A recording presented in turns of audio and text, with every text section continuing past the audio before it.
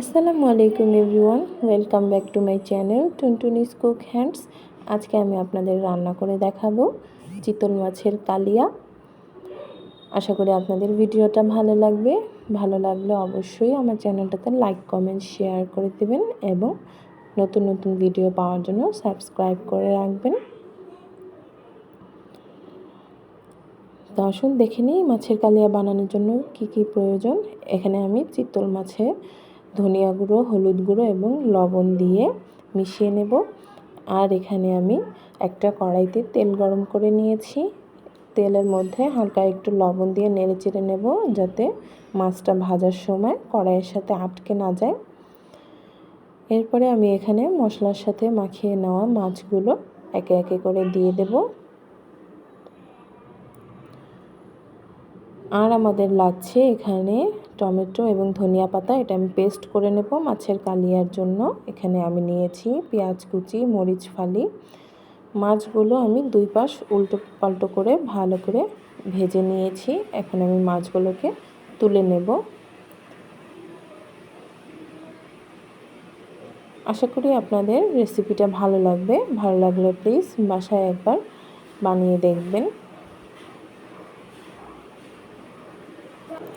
এই তো মাছগুলো উল্টো পাল্টো করে ভেজে নিয়েছি। এখন আমি এই একই কড়াইতে মাছগুলো ভুনা করে নেব। এর জন্য এখানে আমি কিছুটা পেঁয়াজ কুচি দিয়ে দেব। পেঁয়াজগুলো ভালো করে নেড়ে চেড়ে যতক্ষণ না পর্যন্ত বাদামি কালার আসছে ততক্ষণ পর্যন্ত ভেজে নেব। এ সময় অবশ্যই জালটা মিডিয়াম লো ফ্লেমে রাখবেন, যাতে পেঁয়াজটা পুড়ে না যায়। এই তো পেঁয়াজটা ভালো করে আমি নেড়ে চেড়ে বাদামি কালার করে ভেজে নেওয়া হয়ে গিয়েছে। এখন আমি এখানে পেস্ট দিয়ে দেব আগে থেকে টমেটো এবং ধনিয়া পাতা পেস্টটা দিয়ে ভালো করে মশলার পেঁয়াজের সাথে মিশিয়ে নেব। এরপর আমি এখানে দিয়ে দেব 1 টেবিল চামচ পরিমাণ আদা রসুন বাটা। এখন এতে আমি দিয়ে দিলাম পরিমাণ মতো লবণ। এরপর এখানে দিয়ে দেব 1 টিস্পুন পরিমাণ হলুদ গুঁড়ো।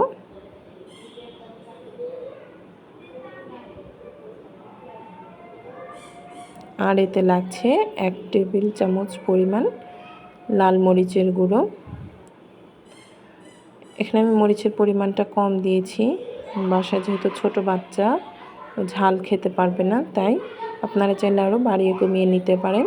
এখানে ফ্লেভারের জন্য আমি আরও 2টো শুকনো কাঁচামরিচ দিয়ে নিচ্ছি। এবার ভালো করে মশলাগুলো কষিয়ে নেব। মশলাগুলো ভালো করে কষিয়ে নেওয়া হয়ে গেলে এখানে আমি দিয়ে দেব কালো জিরে কিছুটা। মাছের কালিয়া বানানোর জন্য এই জিরাটা কিন্তু খুবই গুরুত্বপূর্ণ একটা উপাদান, এটা অবশ্যই দিবেন। মশলাগুলো ভালো করে কষিয়ে নেওয়া হয়ে গেলে এখানে আমি আগে থেকে ভেজে রাখা মাছগুলো দিয়ে মশলার সাথে নেড়েচেড়ে ভালো করে কষিয়ে নেব।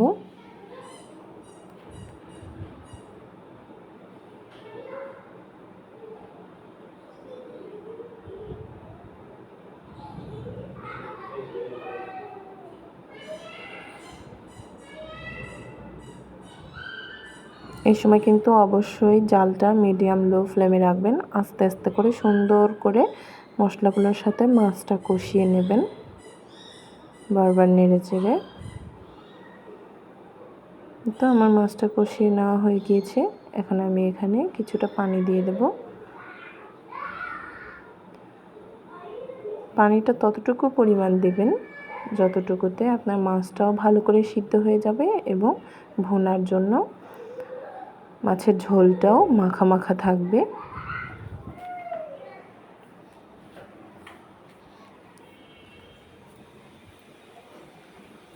এই তো এখন আপনি এখানে চাইলে জালের ফ্লেমটা বাড়িয়ে দিতে পারেন।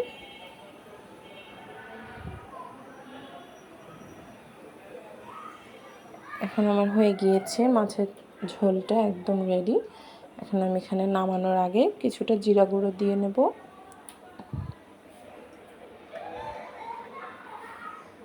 ব্যাস হয়ে গেল আমার চিতল মাছের কালিয়া।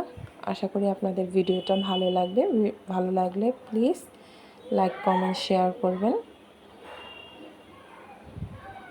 এই তো এখন এটা গরম ভাতের সাথে পরিবেশন করলে